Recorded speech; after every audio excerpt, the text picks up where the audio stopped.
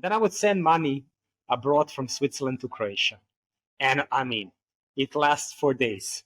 Where is the money? Nobody knows. It's going through the banks. What's going on? Why did they take 5%? I was like, come on, it's like we are trading.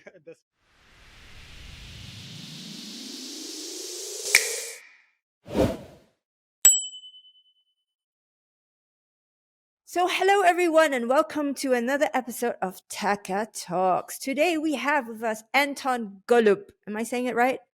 Golub? Yeah. Anton is an advisor, founding member and chairman of SwissAssetDAO, a strategic advisor of Pazar, a decentralized OTC marketplace, and an advisor and venture partner at Flovtec VC.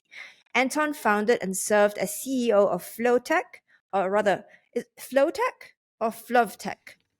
Flovtec, yeah.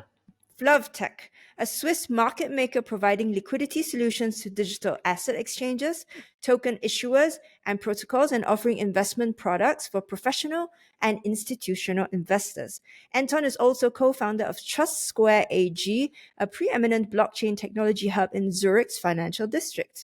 Anton co-founded Like Corporation, a blockchain-powered exchange to trade all assets with zero fees, where he served as Chief Science Officer.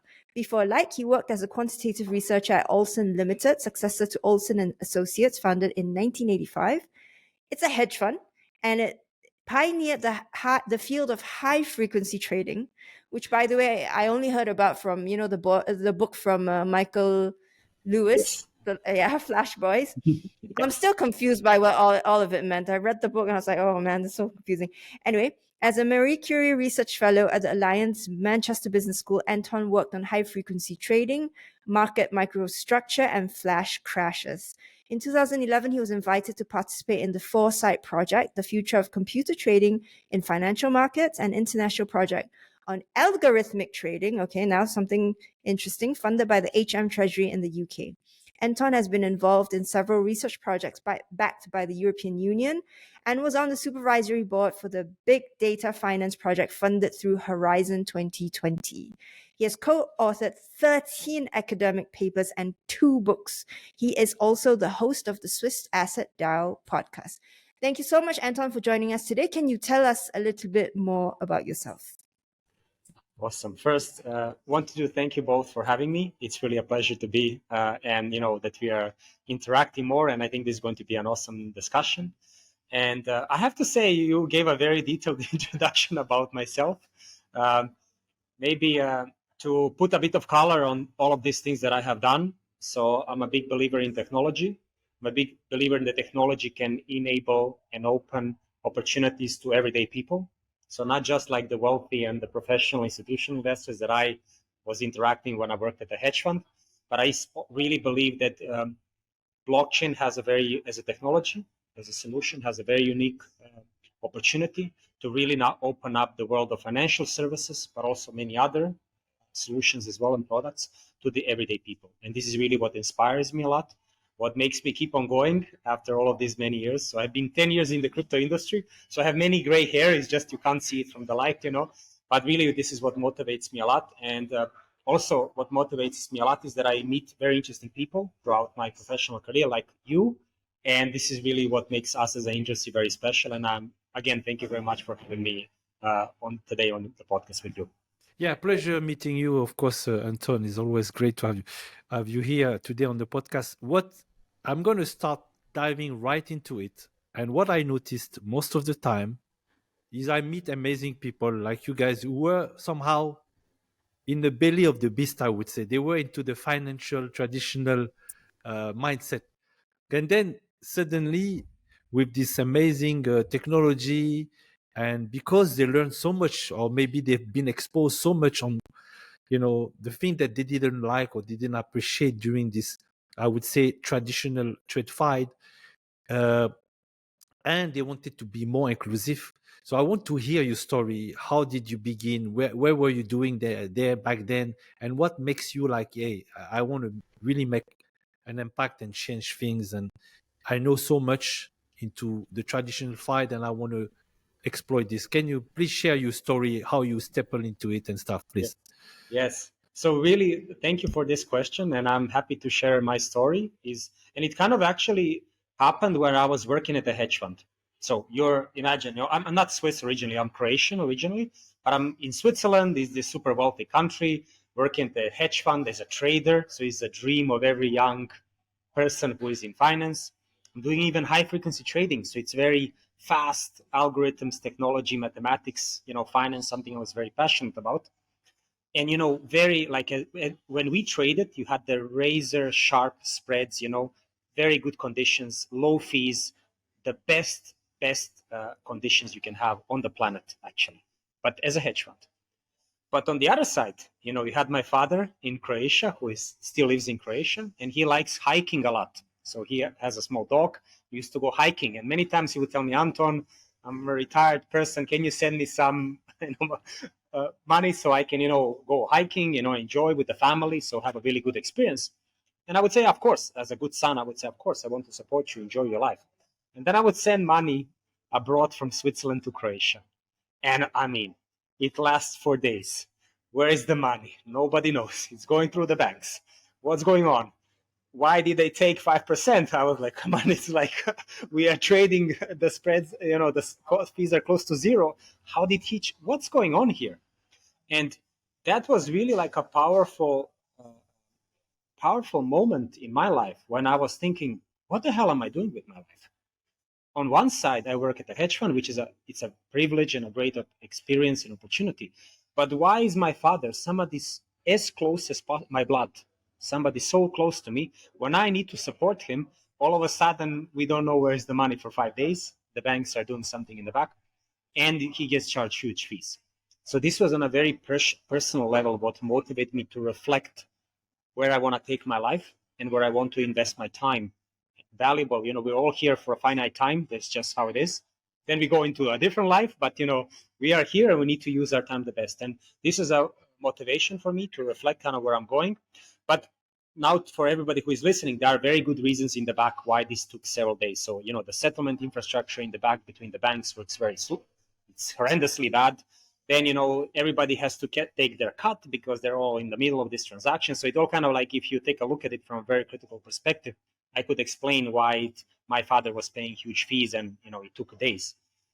But this is something that I could not easily live with, and that was a motivation for me to reflect kind of how I want to take my life. And then when the opportunity came about to enter the crypto space very early on in 2013, I kind of forgot my hedge fund life and said, let's do it.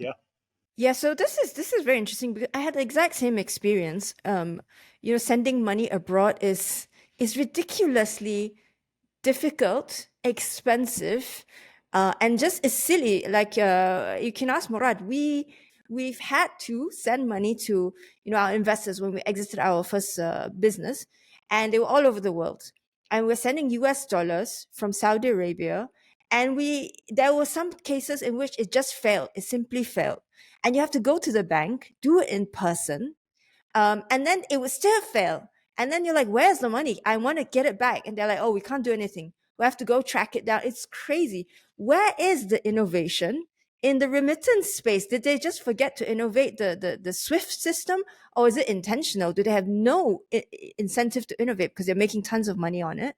Or is it just that, okay, the innovations are actually crypto and the blockchain? So I can tell you a little bit kind of how I experienced this. And I had a very unique perspective because I worked at the hedge fund and our counterparties, we traded against the banks. So in the back, and it was high frequency trading. Imagine in milliseconds, we would do trades. But then in the back, always my boss, who later became my partner in the crypto industry, would always tell me, Anton, but the settlement that happens in the back is based on decade-old processes which were put in place while we still work with papers. So literally, if you and I would do a transaction or we wanted to exchange money, literally what would that mean in the 70s, in the 60s, and so on, 80s, we would literally send pieces of paper by mail. And then people would receive the paper, they would sign it off saying, yes, the transaction is correct. You would have to actually do the settlement, and then kind of things would move in the back. You would have exchange of assets. Now, I described a very slow, manual, paper-driven process, but it's interesting is that people then built technology because they were just replacing the paper-driven process. So today, when you reflect, you say, why is it that, if I send the money in the afternoon, it actually kind of always arrives the next day in the morning, or it doesn't arrive over the weekend? It's because the infrastructure, literally the code in the banks is built like that they don't process transactions. They only process it it's called batch-based cycles. So you kind of put all in a queue, all the transaction, and then the whole batch is processed when the settlement kicks in, And this very specific reason, Shireen, that you mentioned, like what I knew why it took so long time actually, but this is the process that kind of like what were actually holding us back. And what you learn very quickly when you talk to these banks, it's impossible they will change. So there's no saving them. And only now we know that the solution is to really build infrastructure from scratch. And that's the blockchain. And you cannot go to the banks and tell them change your code, because the people who coded it, they're retired, literally, So we have a new opportunity. Let's take it and also implement the innovative financial products like you are doing. And I think, people will love it when, we offer them something great. So I'm going to go back a little bit on your experience as well. So you started very early, I guess, to be into the crypto space. And so like almost when Bitcoin was launched, actually, like, when you could buy two pizza with a Bitcoin, I would say, back then. So did you took advantage? So I want to hear about, did you took advantage like all of us, meaning none of us, with in terms of capitalizing on believing in the crypto and making an investment early on? And He's asking if you're a Bitcoin billionaire.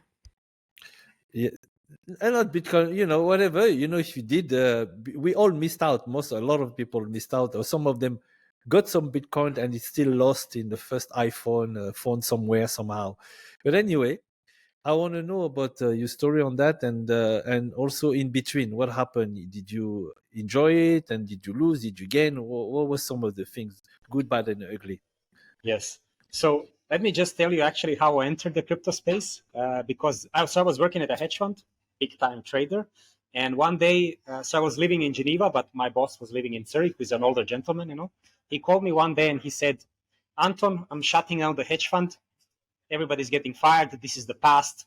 We need to stop with this. And I thought it was a horrible start to the day. It was like a gloomy day in Geneva, not very fun, Thought like, wow, this day is really horrible, And then he told me, Anton, but there is this thing I was telling you about for the last, because he was always telling me about blockchain, Bitcoin. He was always kind of telling me blockchain is the settlement infrastructure. Bitcoin is kind of like the first thing on the top.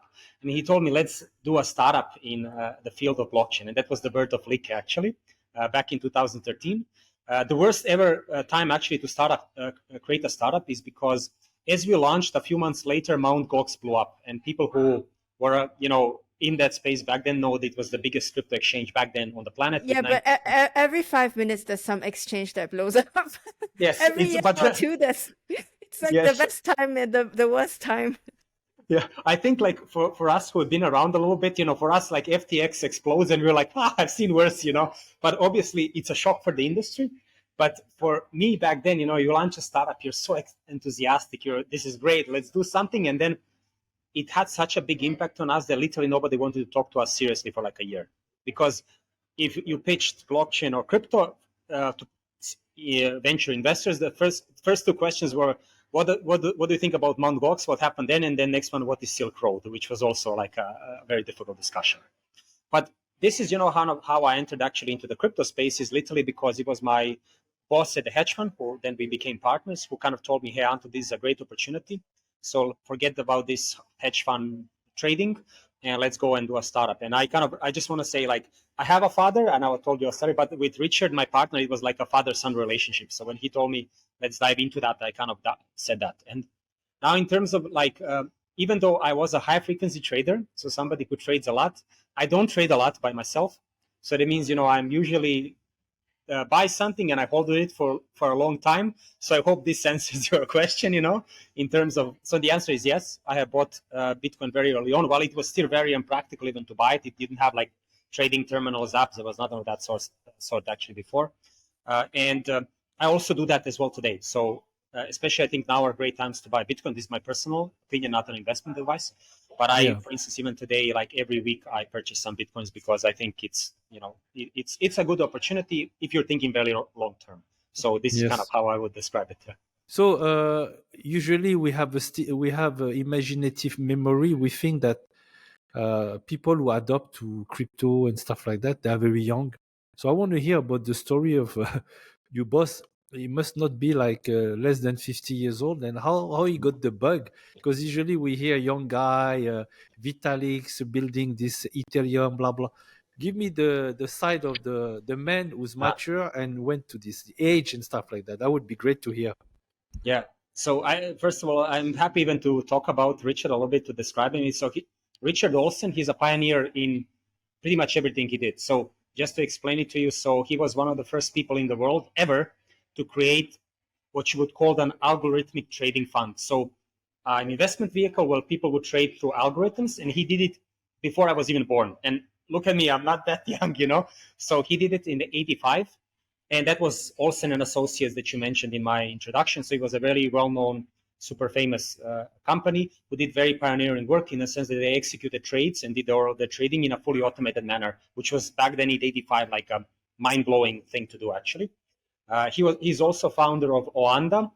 Oanda actually means Olsen and Associates, if you kind of notice it, which was in the 90s the first ever foreign exchange trading platform where everybody could trade on equal terms at very, very good terms. So, you know, even people like you and I could actually exchange currencies or trade currencies at the same rate you would get from a big bank. And Oanda was a huge success story, very, you know, an amazing inspiration. So he was always kind of at the edge of technology, of doing things. So when he was telling me about blockchain and Bitcoin before we started the company, but when he told me, Anton, this is, you know, what you need to do. This is, you know, the future. Forget about this hedge fund, high frequency trading with the banks.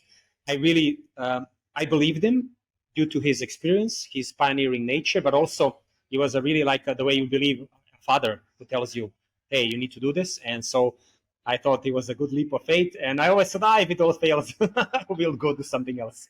But thankfully it was a success story. Yeah. So tell me a little bit about what, is it like or lick? So the way you pronounce it is Licker. Lick. Yeah? Yep. Licker. Okay, Licker. So tell me a little bit about what Licker did, because this was one of the very early blockchain-based projects. So explain a little bit. Yeah. So Licker started off with a vision that we can create a digital asset exchange where people could trade any asset and get any other asset at basically zero fees. And we always kind of felt we're building a marketplace, an exchange, but we use blockchain as a settlement infrastructure. So everybody has their own wallet, everybody holds their own assets. And then when they trade, you know, they trade through the matching engine, but, you know, they are in control of their assets and, you know, they can exchange any asset they want. Obviously, when we started, there was very few cryptos you could trade, but kind of the vision was that one day maybe you can tokenize everything, you know, real estate, stocks, bonds, anything that people could trade in a very simple way. And so it was the second ever crypto company in Switzerland formed. So the first one was Bitcoin Swiss, which people maybe some know today is one of the biggest brokers in the world. And the second was Licken. And as I mentioned, when we launched, it was a very difficult start because literally into a launch, we had, you know, our biggest exchange on the planet blowing up, which impacted the whole industry. But I have to say it was an amazing experience and a typical startup story. So we kind of gathered a good team together, had a very clear vision. We got some funding, venture funding towards the end of 2014 and 15, and kind of the whole thing took off. So literally, you know, I was with the company for 5 years until January 2018, and Licker was a massive success story back then. So from 2 people to 200 people, offices over the world. We had many different verticals within the company, not just the crypto exchange, corporate solutions. So I even worked with some of the biggest banks in the world. So I know they're not so fast as many people think. You know, we did crowdfunding, advisory, asset management solutions, account, everything. It was really like a big, great experience. And also for me, it was a very interesting continuation of my professional career because I was kind of a trader. I was a high frequency trader, but now I'm running an exchange. So kind of like you are now, I'm the counterparty now to the players and traders I was usually a part of. So it was a really an amazing experience. And I learned a lot and I had a great time, you know, working with Richard. But obviously at some point, as every son needs to go away from on its own. So kind of I decided as well to take a leap of faith and do some other things, and decided to do an exit in early 2008. Very cool. So tell me, because you were there, you said you started 2015, was it, or 2014? 2013, we launched the company in 2013, May. okay. Yeah. So 2013, fast forward 10 years, it's 2023. What has changed? Back then, the blockchain, I think, was pretty difficult to understand. Today, the blockchain, for most people, is still pretty difficult to understand. What's changed in the last 10 years? So I would have to say that the changes are really big, massive changes. But the risks I saw back then are the same risk we're dealing today. So to kind of give an introduction. Now to tell you like how it's back then when you started. I mean, we were one of the first companies ever who had a banking partner. I mean, imagine that, like a crypto exchange has a banking partner, you know? And I can tell you stories how we even got that banking partner where people would, you know, I would have to call my friends and friends would then have to call people who, you know, who knew that, you know, it was like a very difficult thing to do. It's just like to get a banking partner, which is a crypto exchange. If you want to have a fiat on-ramp, you need to have this like a standard thing. Then also, like, I remember back then, I mean, people don't recall that today anymore, but, you know, because we were plugged into the blockchain at Bitcoin or at the beginning, but later, and people usually ask me, why didn't you start with Ethereum as well at the beginning? Ethereum is faster. I said, when we started, there was no Ethereum, you know, so, you know, you kind of went with what you had. And I remember back then, even just tokenizing, creating tokens on a blockchain or Bitcoin, it's very unpractical, by the way. And you used colored coin protocol. And that was a superstar project. Companies who did applications around colored coins were the most well-funded companies in the world. But today you don't hear about them because Ethereum came about. They standardized the whole tokenization process. You have ERC20 tokens now. You have NFTs, soulbounds. You have everything. But a lot of these things, like very practical, very kind of hands-on things, were missing back then. So having a wallet, having an exchange that doesn't blow up all the time, having an exchange also that runs, you know, if you use it, that it's up all the time. Banking partners, custodians, service providers. This is all kind of basic things we didn't have back then. And you can argue, are we far ahead now or not? I don't know, depending if you kind of look at the risks. This is what I mentioned, you know, the risks kind of point out that we learn really the hard way as a community. So is self-custody the best way forward? Obviously, yes. But somehow we keep on putting our cryptos on centralized exchanges and then they blow up and then we're wondering what's wrong. Well, the problem is the custody, right? So I would say is that I think our human nature is that we learn really hard and it really takes a long time. That risks that are obvious, somehow we mistake them. We don't address them because of the hype, maybe because of something. But I have to say today it's a lot different. And the biggest difference today is actually we have a lot of institutional in venture support for the whole industry. So today, today, if you're an institutional investor or a venture investor and you say, I don't believe in the blockchain, you sound very, pardon my language, stupid. You know, that's, if you say this openly, people will say, oh, this person doesn't understand the matter. But back then, you know, to get that support and to explain to people that, you know, this is technology that will reshape the whole world, the financial infrastructure, was a lot of convincing, a lot of education, and that was like getting people on board was very difficult. Today, we're a lot stronger as a community. So I can see that, you know, it started out as a very much a a financial infrastructure play. And I feel like today it's branched out into a lot of different areas and it has an element of consumer adoption as well. Do you think that the blockchain will ever play a big role in consumer behavior? Do you think that it will become widespread and become really, in some cases, money for the common people? Or is this going to become always an asset like gold, commodity? Where do you see this going?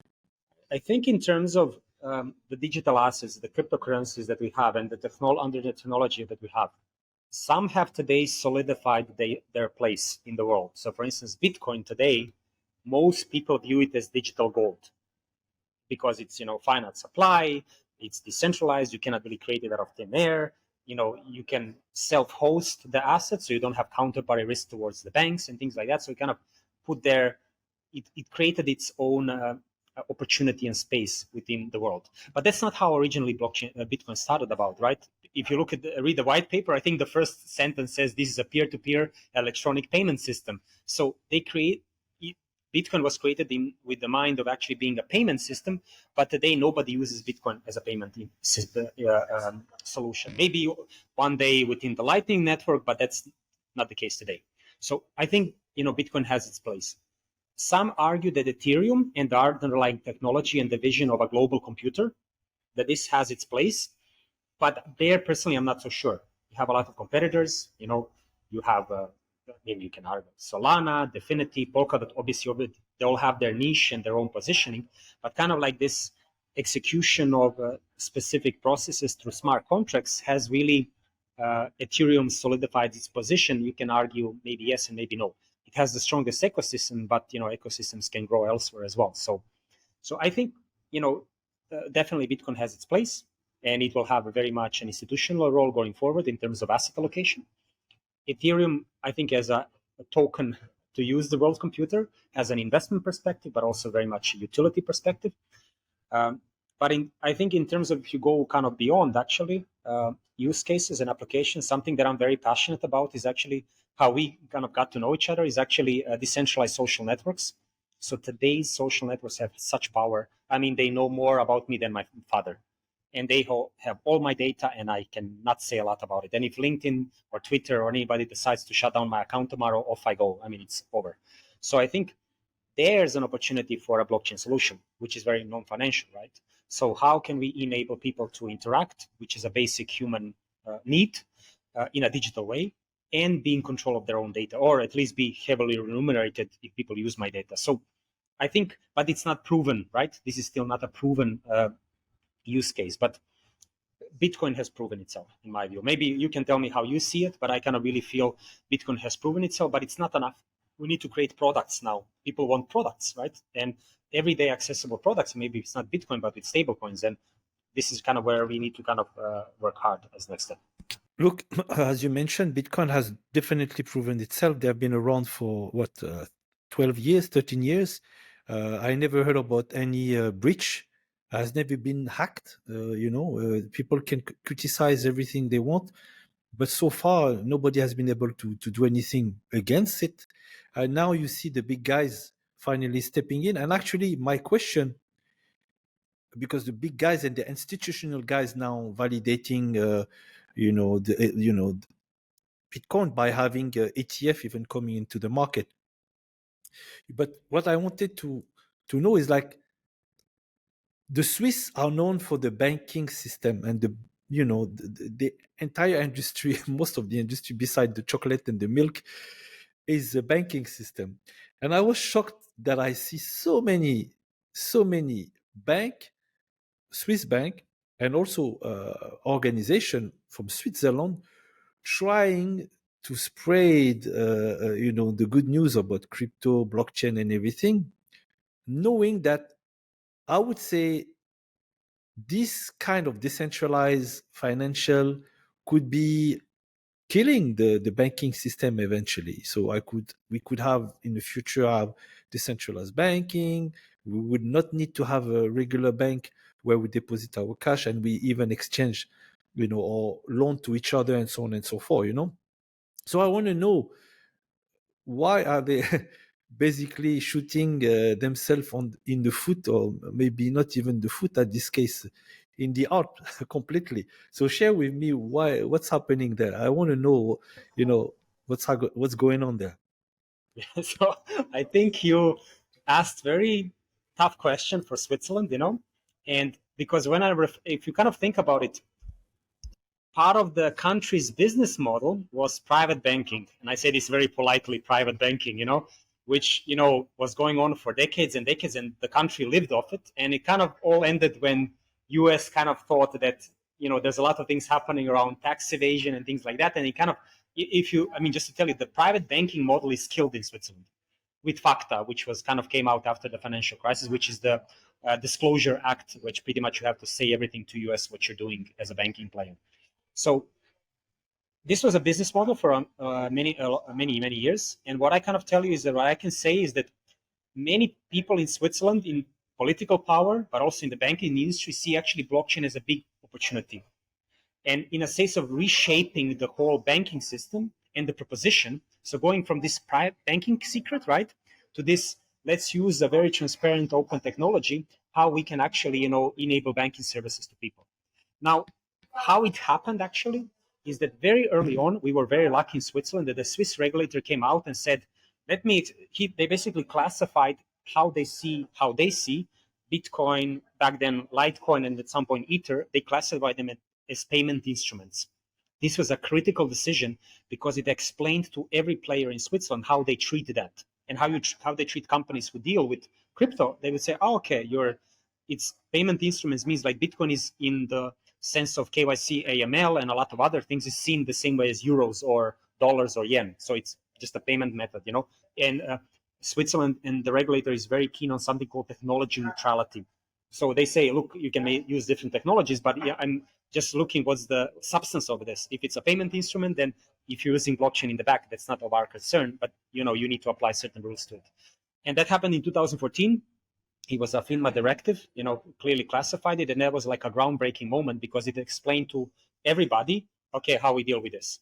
And that's the reason why kind of Switzerland was the first early on, kind of who offered services in the banking space around crypto.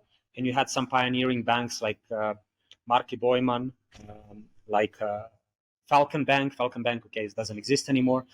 But also two pioneering projects were the two crypto-native banks. So their main purpose of business is actually dealing with crypto, and it's Signum Bank and Seba Bank. So these were the first ever globally regulated banks that their business was only crypto. So their infrastructure is also set up to deal with crypto. Yeah, I have to say we were very lucky because today, if you come, in many countries, if you come, you say, oh my God, which bank will work with me? Please, someone. In Switzerland, you come and you're like, oh, which one of the 20 will I work with? Let me get some offers. Oh, you're too expensive. I don't want you. Let's see which one of you will give me the best offer. So people who work in Switzerland on the crypto side, they're very lucky because of the infrastructure, because it's very strong. Amazing. No, it's really amazing to hear the side of the story. I never look at it in this angle, but yeah, they try to, be a forefront thinker again and try to take, the new technology into the advantage, which is great. And I see them all over the world, by the way. They have the chapters in South Africa, Dubai, in Central Africa as well. So it's amazing to see the Swiss, I would say, lobbyist for crypto all over, which is great. Talking about the Swiss banking industry, recently one of the Swiss banks got into trouble when Silicon Valley Bank shut down, followed by First Republic, all these guys. What's going on there? What is happening with the fiat banks, and what do you say to people who are thinking about the blockchain and Bitcoin and cryptocurrencies in general? So it's also a very delicate and touchy topic in Switzerland, namely that one of the oldest banks in Switzerland, 108 years old, Credit Suisse, literally blew up over the weekend. And if they didn't save it on Sunday evening, it would be a big mess actually in the financial system. And that kind of, I think, reaffirms this notion that, this traditional old banking system that's based on business models that are completely not sustainable today. So proprietary trading, taking positions on the clients, investments, almost behaving like a hedge funds, this private banking, however you want to call it. These are all failed legacy business models. And Credit Suisse, had it hard time reshaping itself, retransforming itself. And its troubles actually began many, many months before it officially was bought by UBS for peanuts, for a very small price. In a sense that the trust in this fiat banking system is very low, to be honest, even though if you were dealing with a Swiss bank and, allegedly Swiss banks are the best in the world, but the practice shows that's not the case. And if I kind of have to reflect on it, what happened there was that UBS, under the government intervention and the guarantee of the Swiss National Bank, bought Credit Suisse for a really small amount. For I think it was 3 billion in total. You have crypto startups today that are worth more than 3 billion, by the way. So it was a really difficult moment, and also it was a bit of a challenge on the governance side because the Swiss Parliament literally changed laws on Sunday evening for that deal to go through, which again shows you this is not, something is wrong there. We feel it, right? Something is wrong there. And in a normal situation, you shouldn't be changing laws on Sunday evening to push a deal through. And I'm not very bullish on this whole fiat banking infrastructure. The smart banks will transform, they will have to. The ones who are not so smart or don't have a smart leadership, they will not do that, and there's not a lot of place for them in the future. But I think it will be very painful to be honest.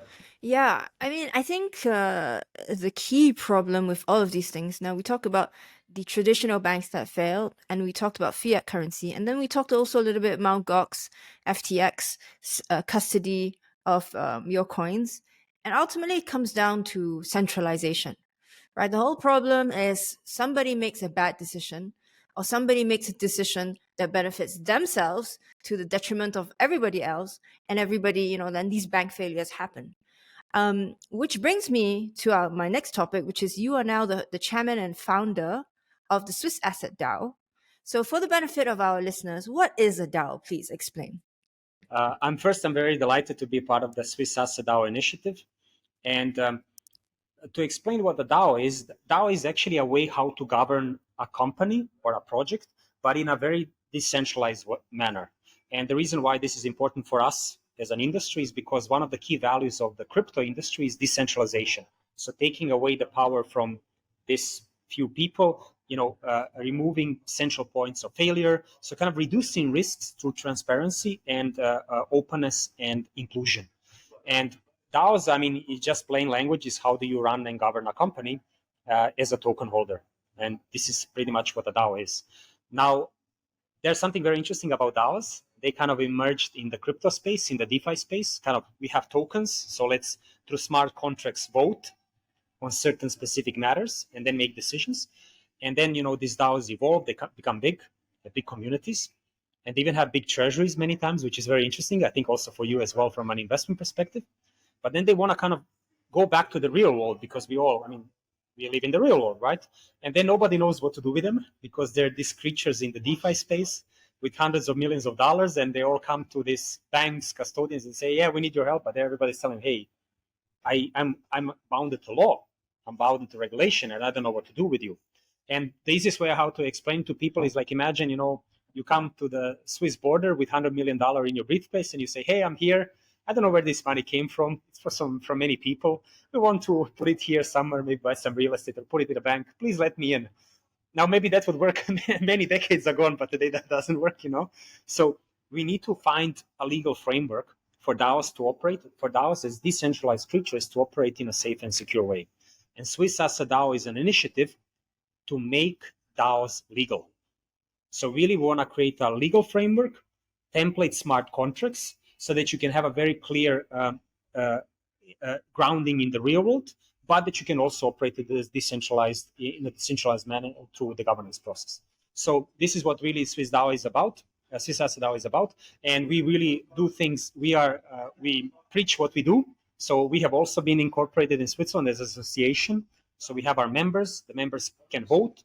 Obviously, we have the members, we have the board, and we have the day-to-day operational team, and we kind of segregate things who, maybe the community doesn't need to vote what kind of printer SwissAssetDAO will buy, but maybe it can vote on some key initiatives. Yeah.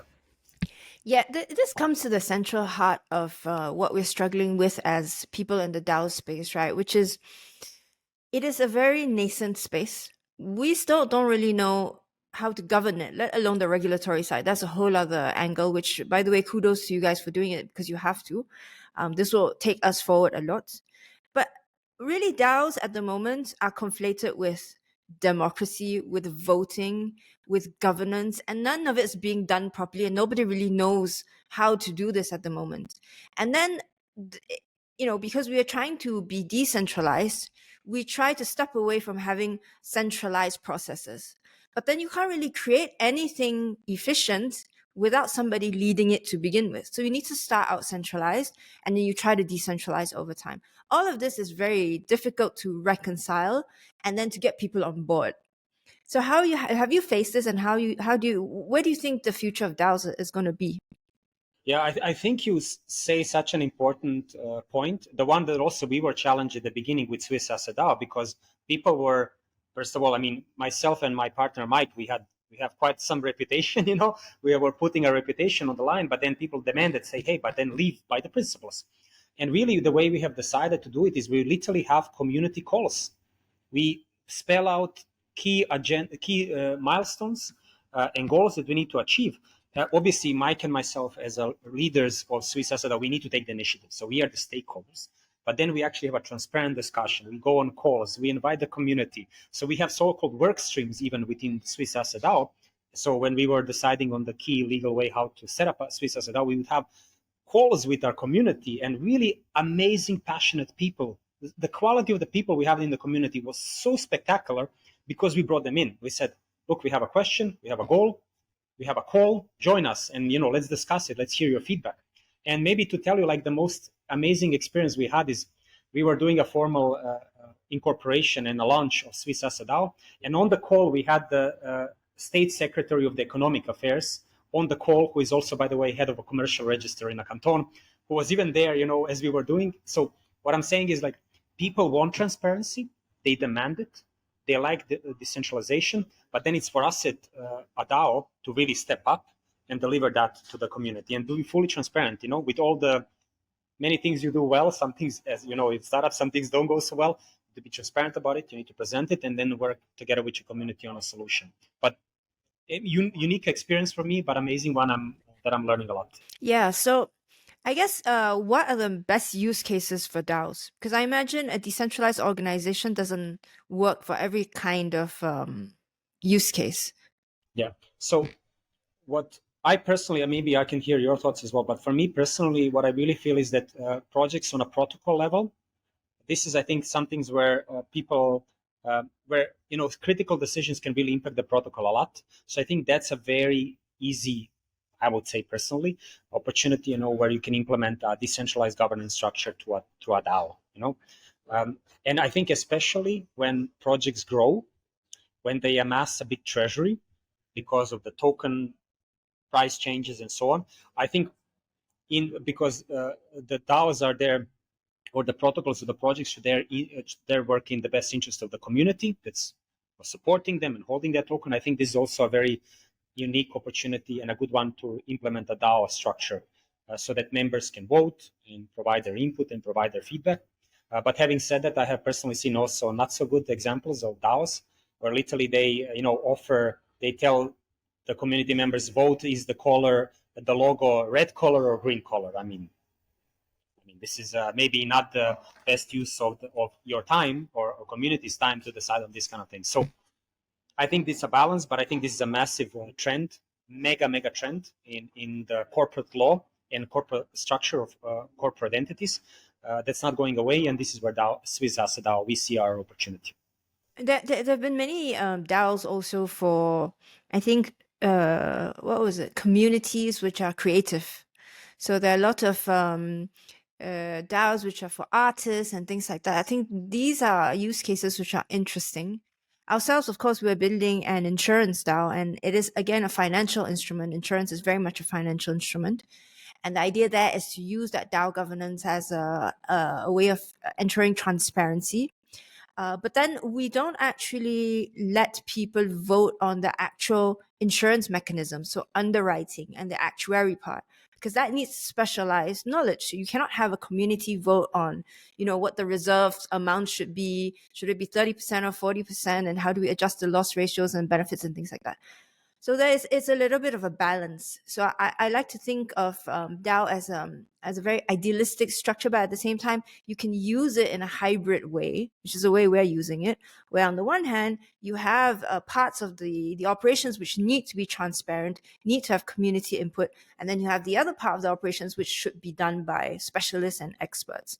So it's very interesting. I think this is a space that we will be developing, all of us who are building DAOs, and there are lots of very interesting tools that are coming out as well to help us build these things. Thank you for sharing all this very insightful view. One of the big blockers also, we just came back from Singapore as well, and the legislators, even though they are very bullish on the new technology and innovation, they are still behind when it comes to executing a new regulatory framework and stuff like. Why? Because most of the people who are builder like us, or people who are building technology are not working for regulator. So when finally there's a large amount of ecosystem players that geared to becoming a consultant, advisors, and stuff like that, they can help the regulator. But what we notice is that they always like 2 step behind as a regulator. That's the biggest issue that we're facing. If the technology is developing quite fast, and the regulator cannot catch up.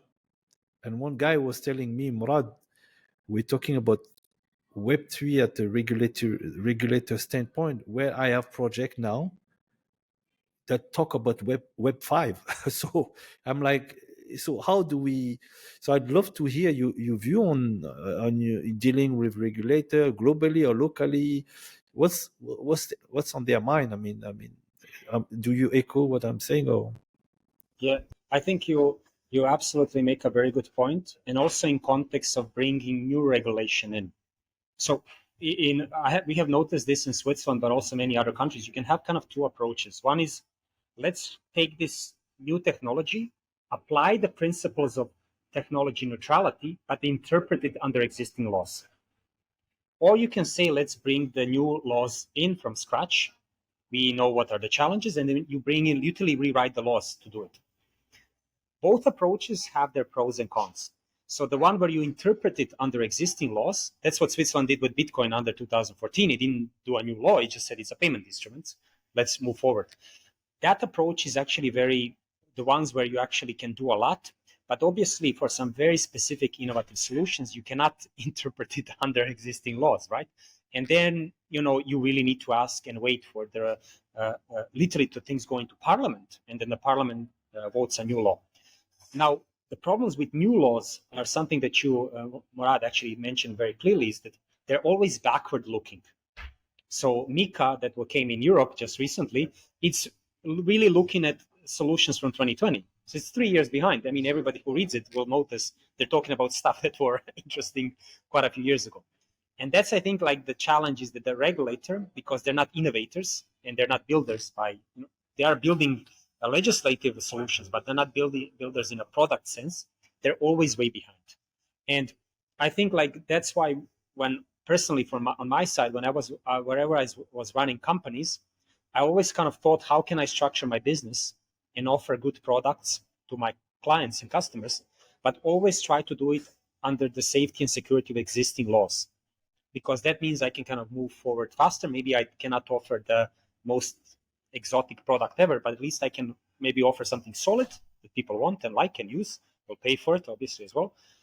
But that I do it under the existing laws where everybody knows how to do things. And now I don't know which is, it's I just feel very bad for people when they wait for laws to be changed or regulators to change things, because it's just they're always a bit behind. And I think they know it. They want to be on top of things, but it's just very difficult for, yeah, it's kind of easy. I have a controversial question then. Do you think DeFi should be regulated? I think DeFi by its nature cannot be regulated, in a sense that DeFi, the nature of it is that it's an open environment where you can build financial products and financial infrastructure.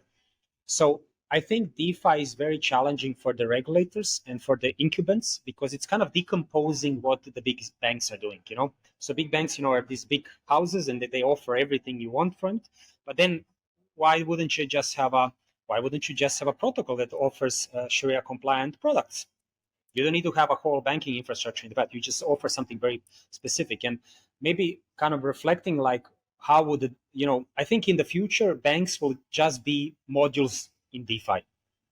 So yeah. I think, I think you should like apply some sound principles when it comes to regulation. So,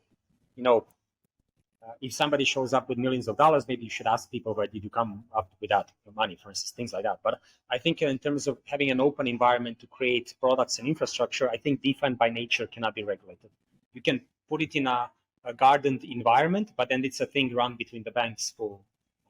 It's the principle of openness and transparency is gone, so it will never work. So I don't know if this answers the questions, but I think it cannot be regulated in a sense how many people imagine it. No, I agree with you. I think a lot of people in DeFi, like ourselves, we feel like the regulations are handicapping innovation, because it's very hard if you're afraid of breaking a rule to do something new, because by its very definition, the new thing has no rules for it. And this causes a huge problem. So I think DeFi, like you said, cannot be regulated.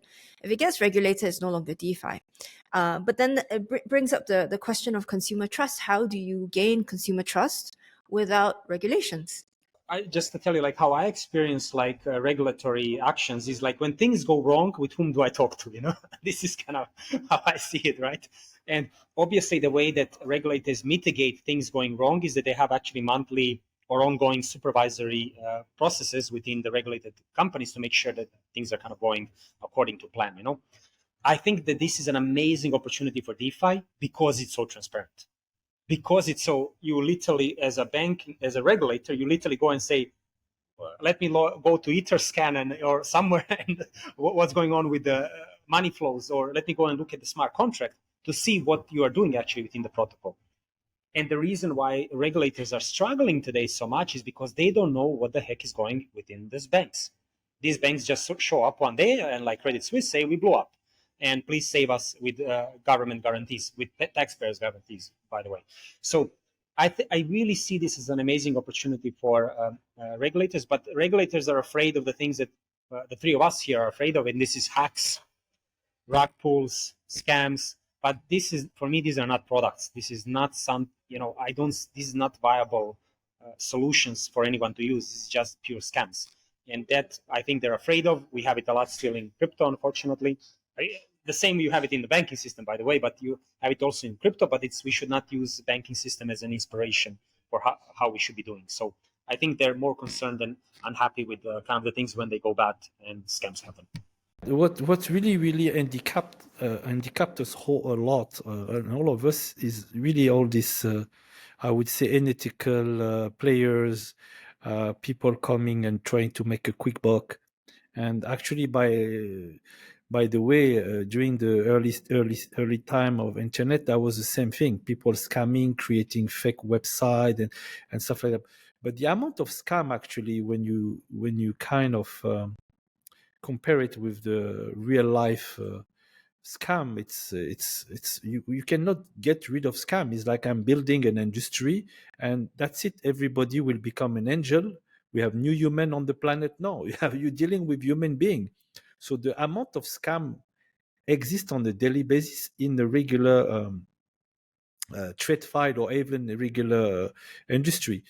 The thing is that the media seems to be really focusing on the few bad players, and unfortunately, because it's a new industry, you have bad players. But how can we kind of solidify and get rid of a little bit of the mistrust and build on fair ground, where people can really participate and everything, and bring a little bit trust into the marketplace, I would say, if there's any sense of a word. Sharon, Anton, I don't know.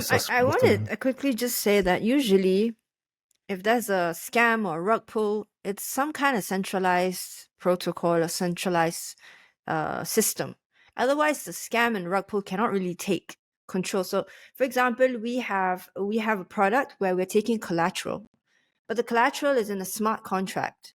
So we cannot actually rug pull that because that smart contract is programmed to work in a specific way. The money gets released at a specific time based on specific conditions. There's no way we can do this.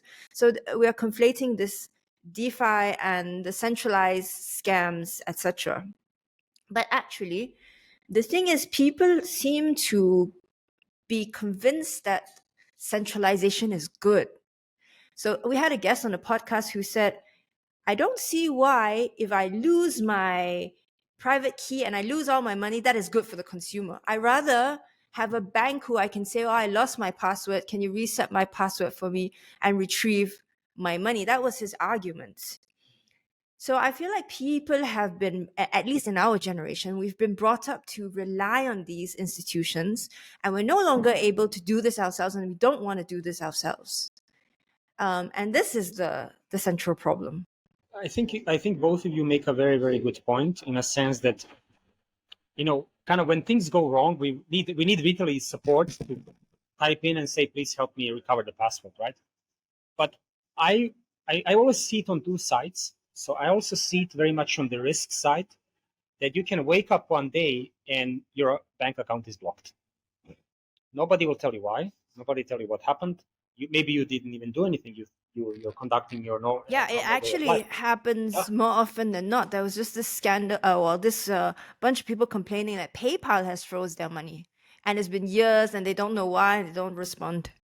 Yes, yeah. And even like I just happened with a very good friend of mine just recently, the other day, LinkedIn actually blocked his account, terminated it, and he cannot access it, and he's now freaking out because he had tens of thousands of followers there and connections, and it was his business tool. And now, they don't even tell him what happened there and why they don't want to unblock it. So I really see it, centralization, it can help you a lot because you have a support channel to call, but then also you have a situation they can just block everything you have there. And I think there's a lot of now solutions around on Ethereum specifically. How can you actually enable accessing your accounts, but without the seed phrases, private keys, and so to make it a bit more accessible to kind of people? Because I think we definitely need that kind of support for the everyday users, because trust me, I barely want to bother with seed phrases. Just imagine a person who just wants to use the product. They want to access the products that you're offering. Will they now bother with wallets and things like that? I think it's unrealistic. So we need to make this suitable for the masses and the professionals, and it's not the way it's done now. Yeah, we're actually trying to really bridge the gap between Web 2 and Web 3, actually, and really build, as you mentioned earlier, a better user experience, and trying to make it easy for people to understand the product, to have a very real value proposition. For example, one of the exciting things that we first noticed, there's this concept of money pooling globally. It has been like 2000 years old, a tradition where small community get together and lend money to one another or pool money to one another, and they call it, money fellow or turning pool. This exists in every single community globally.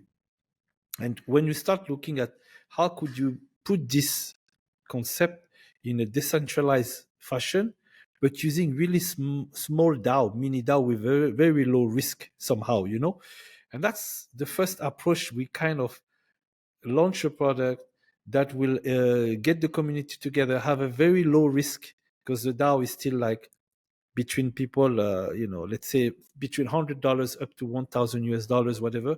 But it minimizes the risk of being hacked because there's so many small contracts to get into it, and also introduce a product that could be totally decentralized. The code is the police, the code is the regulator, the code is everything else.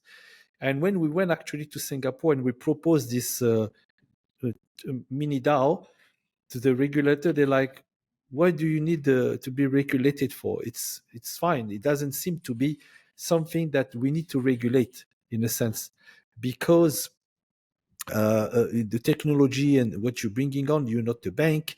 You're not like pooling resources with a massive amount of people." So they were kind of okay, like just launch it. Later on, let's see if you need to be regulated. Let us know. But as you say, the regulator will step in when there's something wrong happening. If the mini DAO and everybody's happy and everybody in the smart contract are happy, there's no need for any police, regulator, law, whatever. It's automatically happening.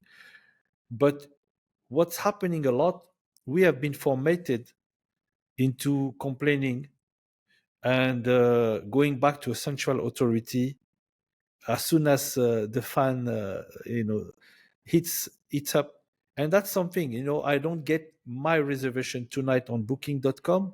I don't go and call the guy, the hotel. I go right to booking and say, upgrade me, give me another setting, another room. I don't care. And that's what we have been programmed with, as a consumer.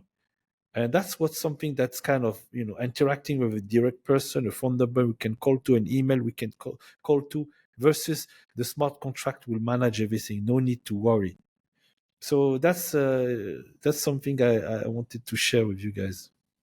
I want to go into a little bit Africa and Indonesia, and those countries actually fascinate me, because we're talking about use case what's happening.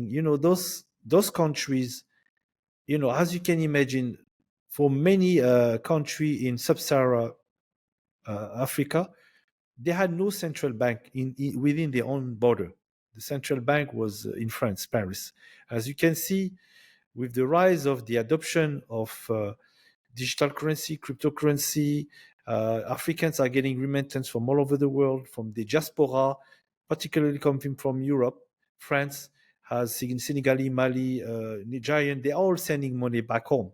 And this has been going on for some time. Of course, there is also this kind of people who are adopting to new technology. And you see El Salvador president super bullish on allowing Bitcoin, cryptocurrency, and also the dollar to be used openly into his economy. And by the way, they even the IMF didn't want to support them when they introduced this innovative solution, and eventually they came out of paying back their loan to the IMF without their support, which is something amazing. It was an article published by the IMF because they had to publish an article mentioning that El Salvador paid back their loan after adopting policy toward crypto, dollars, and everything. So it's interesting to see that some of those nations really need support. And what's your view on these people, this nation, and do you think they might be those countries who will leapfrog? Let's say if we have 10 nations adopting to this decentralized mean, that could be a game changer for what's happening today in the world. Yeah. So in terms of adoption, I think you mentioned some very interesting cases, and I remember how decentralization, or disguised as decentralization, it can kind of take a wrong turn, which in Nigeria, they tried to introduce CBDC, which, people reacted very negatively towards it, and to the point that they openly refused to use CBDC. And this was an experiment in the back by the IMF and the BIS, kind of how this could adoption look like. And so this is maybe not the best example of kind of decentralization in disguise, but I see one other case now that's very topical, which is the presidential elections in Argentina, where the leading presidential candidate is openly talking about the cancer of society in Argentina in the form of the central banks. You might know the story. I mean, the central bank is destroying their currency for decades, So I think solutions many times also are seeking for a problem to solve.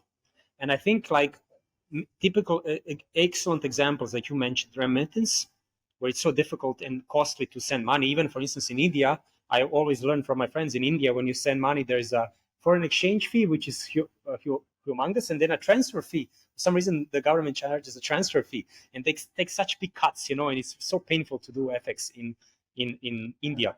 But I think in such a turmoil that we have in the world, I kind of think that the prospect of Bitcoin or a prospect of decentralization can come more in the form where there's an excessive need for it, like the one in Argentina, because literally there, the people are suffering day to day. It's a collective problem of the whole country, and the solution is within a stable currency, actually, or a stable anchor for a currency. So I hope this will be the way forward. But there's something very interesting that we touched upon at the beginning is internet. Internet actually started in Switzerland. I don't know if you know that. So the World Wide Web was launched by CERN, which is a research institute in Switzerland. And today, the countries and people who use the internet the most are the most developed countries. So wouldn't you think the opposite, actually, that the countries the most in need will work the most to give them access? So one big worry of mine that I have is that in 10 years, we have another podcast together, and then we are wondering all about these amazing products in Saudi Arabia, in Switzerland, in the US, but then we said, hey, but what happened to Argentina? And then we said, well, they're still having their currency problems. So I think we really need to be on alert, that there's countries and people who need the help, and they can leapfrog technology issues. So you just give them a phone, like this. You give them a phone, you say there's a wallet on it, and off you go. You don't need to build technology from scratch to get them there. So these are kind of a little bit my thoughts around this. Yeah, so thank you. This has been a really interesting conversation. Anton, tell our listeners how they can reach out to you and how they can follow your work at SwissAssetDAO. Yes. So first, I want to thank you again for having me on the podcast. For me, it was an amazing experience and a great discussion. It was our pleasure. Awesome. And Morad and Shireen, with this, I would like to also invite you, if you would like to become founding members of SwissAssetDAO, so still an opportunity to do that. So that means, can participate in the community at no burden to you. So there is no, we are waiving the annual membership fee or anything. And everybody else who is passionate about DAOs, about making DAOs legal, and giving them a legal grounding and access to real-world asset investment opportunities, please reach out to me. You can ping me on LinkedIn, Anton Golub, Twitter, TikTok, Instagram, YouTube. I'm everywhere. So Anton Golub, and you will find me. Or you can reach out, visit directly our website, SwissAssetDAO.org, and there reach out to us and register to become a member of SwissAssetDAO. Thank you. Thank you so much, Thank you so much, Anton. And let's continue. Thank you so much. And that was great having you, Anton. And have a great day in Switzerland. Salam alaikum, everyone.